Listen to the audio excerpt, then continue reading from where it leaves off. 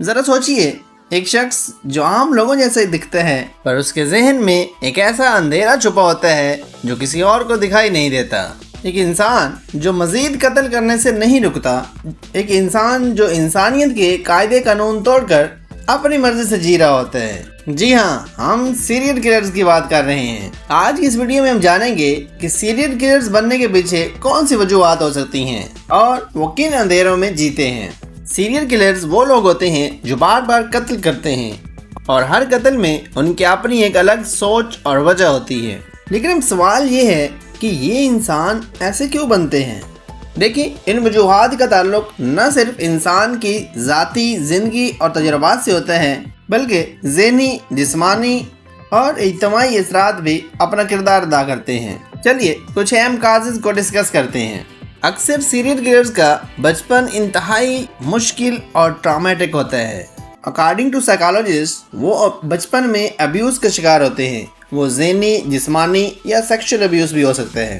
یہ experiences in کی ذہنیت پر گہرا اثر چھوڑتے ہیں اور بعد میں وہ یہی درد اور نفرت دوسروں پہ نکالنے لگتے ہیں۔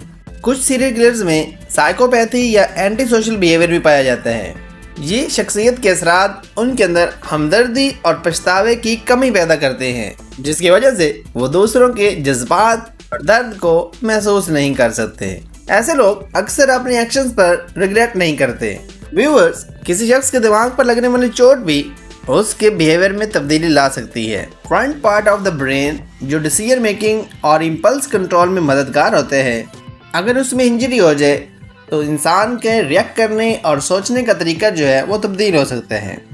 اس کے علاوہ سیریل کلرز کچھ فینٹیسائز کرتے ہیں، یعنی کہ خیالی تصورات میں رہتے ہیں، اور پھر ان ڈیزائرز یا فینٹیسیز کو پورا کرنے کے لیے وہ ایکسٹریم حرکتیں کرتے ہیں۔ یہ فینٹیسیز ان کے ذہن میں اتنی گہری ہو جاتی ہیں کہ وہ ریئل لائف میں کسی کو قتل کرنے سے بھی گریز نہیں کرتے، کیونکہ وہ اپنی ان فینٹیسیز کو اچیو کرنا چاہ رہے ہوتے ہیں۔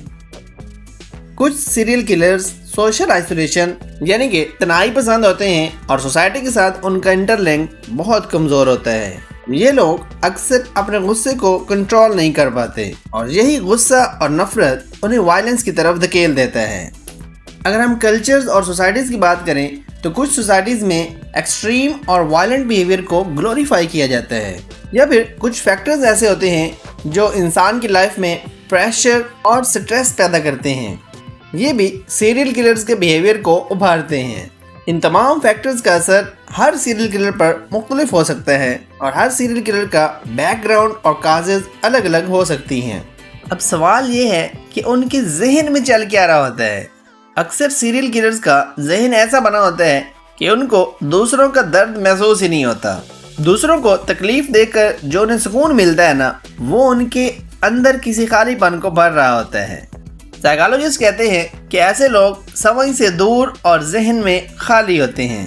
ان کا اندر اتنا زیادہ اندھیرا ہوتا ہے کہ وہ اپنے سارے ایموشنز ختم کر دیتے ہیں اور بس اپنی زندگی کو اپنے طریقوں سے جیتے ہیں۔